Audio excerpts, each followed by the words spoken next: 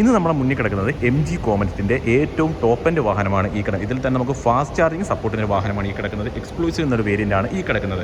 ഇതിൻ്റെ പ്രൈസിലേക്ക് വരുന്ന സമയത്ത് സ്ലോ ചാർജിങ് വാഹനമാണ് വേണ്ടതുണ്ടെങ്കിൽ 10,07,700 രൂപ ഓൺ റോഡ് പ്രൈസും, ഫാസ്റ്റ് ചാർജിങ് വേണ്ട വാഹനത്തിന് 10,48,000 രൂപ ഓൺ റോഡ് പ്രൈസും വരുന്നുണ്ട്. ഇതിനകത്ത് നമുക്ക് അക്സസറീസിൻ്റെ പ്രൈസ് നമ്മൾ ഇൻക്ലൂഡ് ചെയ്തിട്ടില്ല. അപ്പോൾ അക്സസറീസ് വേണം എന്നുണ്ടെങ്കിൽ നിങ്ങൾക്ക് എക്സ്ട്രാ ഒരു ഏകദേശം എനിക്ക് തോന്നുന്നൊരു 10 രൂപ 15 രൂപ ആ ഒരു റേഞ്ചിൽ കോസ്റ്റ് വരാൻ സാധ്യതയാണ്. നിങ്ങളുടെ ആവശ്യത്തിനനുസരിച്ച് ചൂസ് ചെയ്യുക.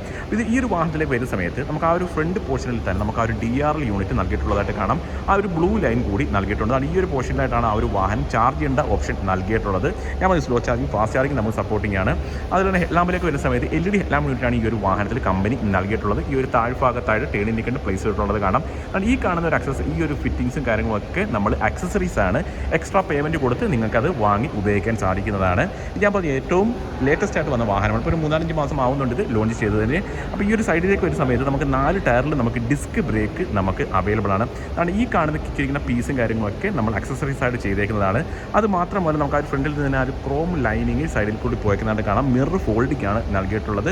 അത്യാവശ്യം വലിപ്പമേറിയ ഗ്ലാസ് ഏരിയ വാഹനത്തിൽ നൽകിയിട്ടുള്ളതായിട്ട് കാണാം. സിംഗിൾ ഡോർ മാത്രമേ വാഹനത്തിന് വരുന്നുള്ളൂ. സിറ്റി യൂസിന് ഏറ്റവും അനുയോജ്യമായ വാഹനമാണ് നമുക്കിതിനെ പറയാനായിട്ട് സാധിക്കും. ഈ ഒരു പോർഷനിലേക്കൊക്കെ വന്നിട്ട് നൽകിയിട്ടുള്ളത് ഈ ഒരു ഇതെല്ലാം നമുക്ക് അക്സസറീസ് ആയിട്ടാണ് നൽകിയിട്ടുള്ളത്.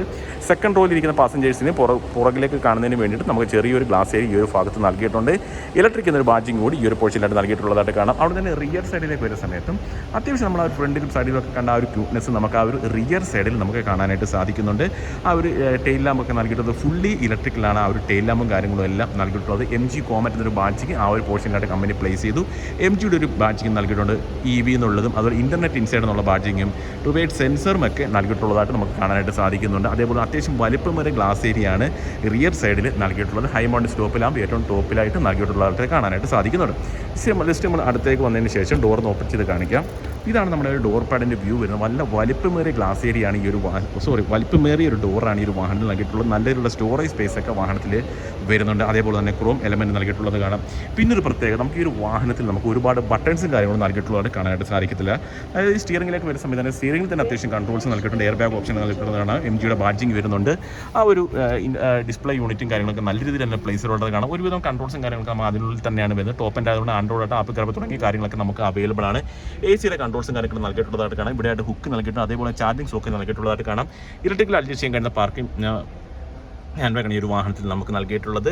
അതേപോലെ തന്നെ ഫുള്ളി ഓട്ടോമാറ്റിക് ആയിരിക്കും ഈ ഒരു വാഹനം വരുന്നത്. ഈ ഇലക്ട്രിക്കൽ വാഹനങ്ങൾ അങ്ങനെ തന്നെയാണ്. പാർക്ക്, റിവേഴ്സ്, ന്യൂട്രൽ ഡ്രൈവ് തുടങ്ങിയ കൺട്രോൾസ് ഒക്കെ നൽകിയിട്ടുള്ളത് കാണാം. നല്ല നീറ്റ് ആൻഡ് ക്ലീൻ ആയിട്ടുള്ള ഒരു സീറ്റും കാര്യങ്ങളൊക്കെ വാഹനത്തിന് നൽകിയിട്ടുള്ളത് നമുക്ക് കാണാൻ സാധിക്കുന്നുണ്ട്. റിയർ സൈഡിൽ കംഫർട്ടായിട്ട് 2 പേർക്ക് ഇരിക്കാനായിട്ട് സാധിക്കും. ഇത്രയുമാണ് ഈ ഒരു വാഹനത്തിൻ്റെ വിശേഷങ്ങൾ. ഇതൊരു ടോപ്പ് എൻഡ് വാഹനമാണ്. കൂടുതലായിട്ട് അറിയാനായിട്ട് നിങ്ങൾക്ക് MG ആയിട്ട് കണക്ട് ചെയ്ത് നിങ്ങൾക്ക് വാഹനം ബുക്ക് ചെയ്ത് സ്വന്തമാക്കാവുന്നതാണ്.